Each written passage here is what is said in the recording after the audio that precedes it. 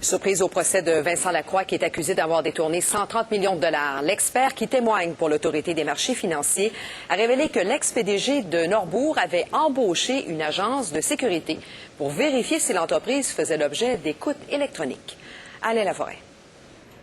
L'expert jury comptable a surpris tout le monde lorsqu'il a révélé que Norbourg avait retenu les services d'une agence de sécurité. Entre le 15 novembre 2001 et le 6 juillet 2005, Norbourg a versé plus de 2 millions de dollars à Rapide Investigation pour, entre autres, installer des caméras de surveillance au siège social de la compagnie et à la résidence de Vincent Lacroix et pour s'assurer que l'entreprise ne faisait pas l'objet d'écoutes électroniques. Surprenant, direz-vous?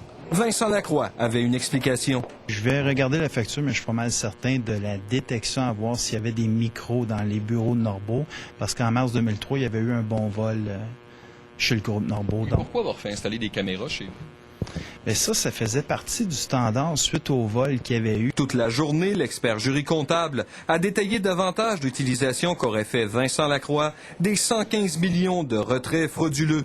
On apprend entre autres qu'il aurait acheté pour 338 000 $ de billets d'avion à la compagnie Swiss International Airlines. Voyage Clair de Lune a également encaissé 253 000 $. Pour un peu dire merci à tout le monde d'avoir passé à travers l'intégration de 6 réseaux de distribution. On a amené, je pense, c'est 40, en tout cas entre 40 et 50 représentants à Cuba. Le clan Lacroix n'était pas en reste. Son père Donald a fourni des services onéreux à son fils. En plus de s'occuper de la gestion de l'auberge L'Étoile sur le lac de Magog, son frère Patrick a reçu d'importantes sommes.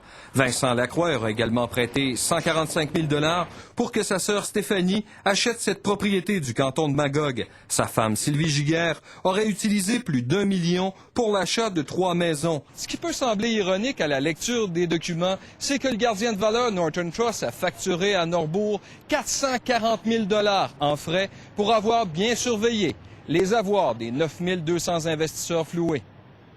Alain Laforêt, TVA.